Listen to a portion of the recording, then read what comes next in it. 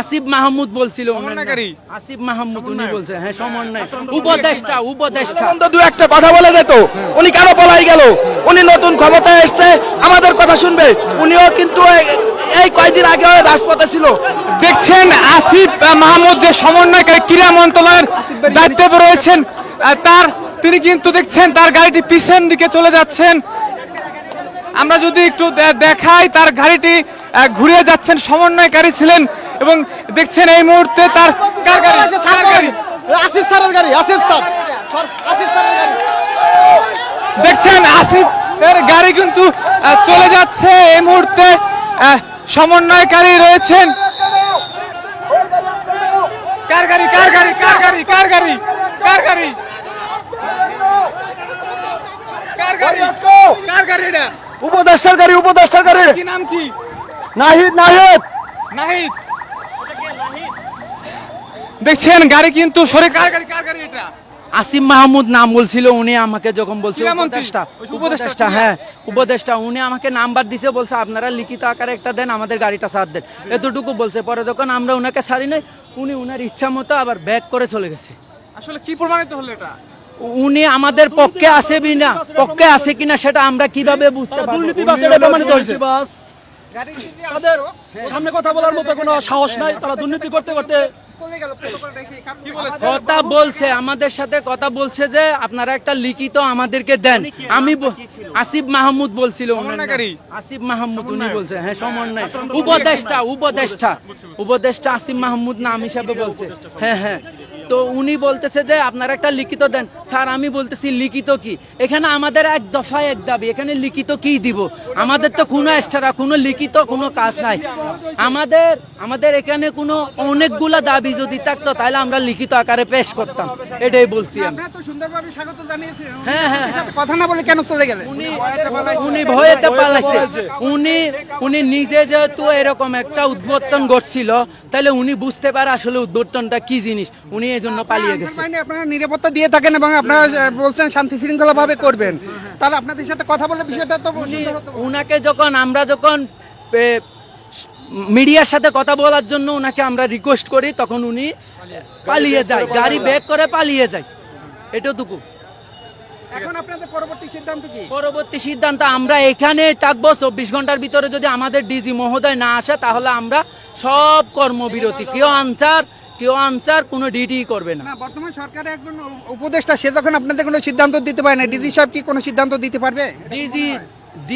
DG মহোদয় হচ্ছে আমাদের বাহিনীর প্রধান, উনাকে আমাদেরকে লাগবে, উনাকে সহ আমাদেরকে যে মন্ত্রণালয়ে যাওয়ার দরকার সেখানে যাইতে হবে, এটাই হচ্ছে মেন আমাদের। উনাকে ছাড়া আমরা কোনোভাবে রাজপথ থেকে যাব না। উনি সহ আমাদেরকে প্রধান উপদেষ্টার কাছে নিয়ে যাক বা স্বরাষ্ট্রমন্ত্রীর কাছে নিয়ে যাক বা তিন বাহিনী প্রধানের কাছে নিয়ে যাক, এটা আমরা উনাকেই সহ নিয়ে যাব। আচ্ছা, এখন আসিফ মাহমুদ যে আপনাদের সাথে কথা না বলে চলে গেল, আচ্ছা আপনার সাথে সমন্বয়ক আসিফ মাহমুদ কথা না বলে চলে গেল, এই বিষয়টা আপনারা কিভাবে দেখছেন সাধারণ আনসার বাহিনী হিসেবে? আমাদের পক্ষে উনারা নাই এখনো পর্যন্ত, এটাই আমি বুঝতে পারতেছি। উনি যদি একজন বিপ্লবী মানুষ হতো, একজন গণ উদ্বোধন থেকে উঠে আসা সে মানুষটা যদি আমাদের দুঃখ কষ্ট না বুঝে, তাহলে কি আসলে কি জাতির জন্য, ওরা কি আসলেই জাতির জন্য করছিল নাকি নিজের জন্য করছিল? এখানে আমার প্রশ্নটা।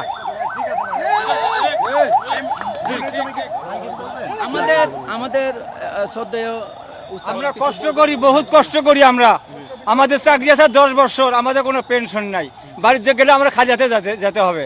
আমরা 2006 সালে চাকরি করি, আমাদের খালি জ্বালা যন্ত্রণা করতে আমরা অসহ্য হয়ে গেছে। আমাদের পোলাপান লেখাপড়া করতে পারি না, বাবা মা ঠিক মতো খাতে দিতে পারি না, ওষুধপাতি কিনতে পারি না, আমাদের কোনো ব্যবস্থা নাই। আমাদের অফিসের যেগুলো আছে সম্পূর্ণ চোর, খালি টাকার ভুক্ত। আমার তো অনেক টাকা কাটে রাখছে, আমার কোনো টাকা পয়সা দেয় না। 16,000 টাকা বেতন, আমার কোনো চাকরি, আমাদের কোনো পাই না, আমরা খরচ করে খেতে পারি না, খুব কষ্ট হয় আমাদের। এই যে চাকরি শেষ, আমরা কি করে খাবো বাড়িতে? এখন 8 মাস 9 মাস 10 মাস আমার বাড়িতে বসে থাকা লাগে। মানুষের বাড়িতে কামলা দিয়ে সারা চাকরি করে আবার কামলা দিস কেন? এগুলো কি ঠিক? এসে তো খাওয়া লাগে। আমরা ট্রেনিং করতে লোক, আমরা ট্রেনিং করে আসি, আমরা অস্ত্র চালাতে শিখছি। তার কেউ খোঁজ খবর নেয় না।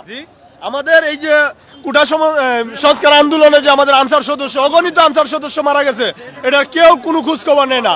কোনো অফিসার কর্মকর্তা আমাদের আনসার ডিপার্টমেন্টের বলেন অন্য অন্য ডিপার্টমেন্টের বলেন কেউ কোনো প্রকারের খোঁজ খবর বা সহযোগিতা বা তাদেরকে দেখতে যাওয়ার জন্য যে সান্ত্বনাটুকু এইটুকু দেওয়ার জন্য কেউ আগে আসে নাই। এই হলো আমাদের আনসার ডিপার্টমেন্টের অবস্থা। দেখছেন এই মুহূর্তে কিন্তু আন্দোলন চলছে, বিক্ষোভ চলছে এবং আমরা যদি একটু দেখাই যে আসিফ মাহমুদ ছিলেন যে কোটা আন্দোলন সমন্বয়কারী, এখন কিন্তু উপদেষ্টা হয়েছেন ক্রীড়া মন্ত্রণালয়। তার গাড়ির যখন পেয়েছিল তখন তার গাড়িতে ডেকে আনসার সদস্যরা কথা বলার চেষ্টা করছে। এক পর্যায়ে কিন্তু তোপের মুখে পড়ে যখন আনসার সদস্যরা গণমাধ্যম কর্মীদের সাথে কথা বলে আসিফ মাহমুদকে ক্রীড়া মন্ত্রণালয়ে যে দায়িত্বে রয়েছেন সেই গাড়ি কিন্তু এক সময় কিন্তু পিস ফেলে ব্যাক করে পালিয়ে যায়, যেটি কিন্তু আমাদের শুরু থেকেই গণমাধ্যমে দেখিয়েছি। বলেন এখন এই গাড়িটা কার? এই প্রটোকল কার? এটা ওই উপদেষ্টা স্যারের, বলেন উপদেষ্টা স্যারের প্রটোকল। আমরা সবাই মিলে আমাদের এই দাবিটা ওনার কাছে তুলে ধরতে চাইছিলাম, কিন্তু উনি আমাদের দাবির কথা শুনে বলছে যে তোমাদের ডিজির সাথে আমি কথা বলবো, এই বলে আমাদের আর কিছু না বলে গাড়ি সাহ করে ব্যাক দিছে। পিছনে যদি আমাদের কোনো থাকতো হয়তো বা মরেও যেতে পারতো। উনি এইভাবে পলান উনার ঠিক হয়নি। উনি ভালো মন্দ দু একটা কথা বলে যেত, উনি কেন পলাই গেল? উনি নতুন ক্ষমতায় এসছে, আমাদের কথা শুনবে। উনিও কিন্তু এই কয়েকদিন আগে রাজপথে ছিল, আমরাও রাজপথে আছি। আমাদের দুঃখ বোঝার জন্য উনার প্রয়োজন ছিল। উনি ওনার কাছে একটাই দাবি, এভাবে না বলে আমাদের কথা শুনতো, আমাদের প্রাণের দাবি শুনে নিত, শুনে আমাদের যে কোনো একটা সান্ত্বনা দিয়ে যেতে পারতো। উনি কোনো সান্ত্বনা নিয়ে দিয়ে উনি বরাবর গাড়ি ব্যাক ফিরে চলে গেলেন। এই গাড়িটি কার? এই যে প্রটোকলে আসলো কার গাড়ি? এটা উনারই প্রটোকল।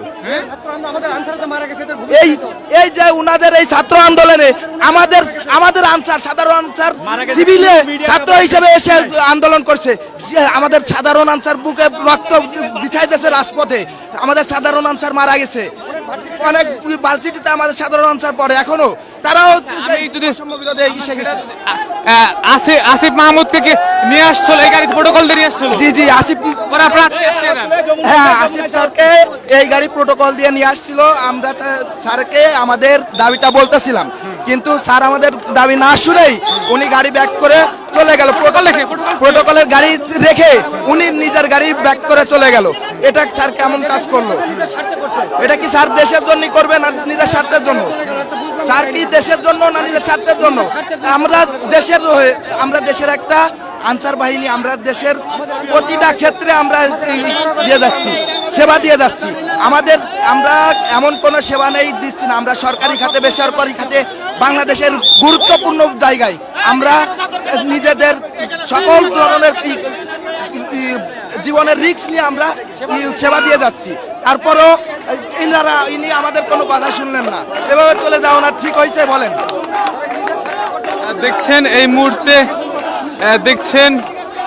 এই মুহূর্তে কিন্তু আনসারের যে আসিফ মাহমুদের যে গাড়িটি ছিল সেই গাড়ির যে প্রটোকল, সেই প্রটোকলটা দেখছেন এই মুহূর্তে আটকে রয়েছে এবং তাদেরকে এখন পর্যন্ত ছাড়েনি। আমরা যদি দেখাই এই মুহূর্তে দেখছেন,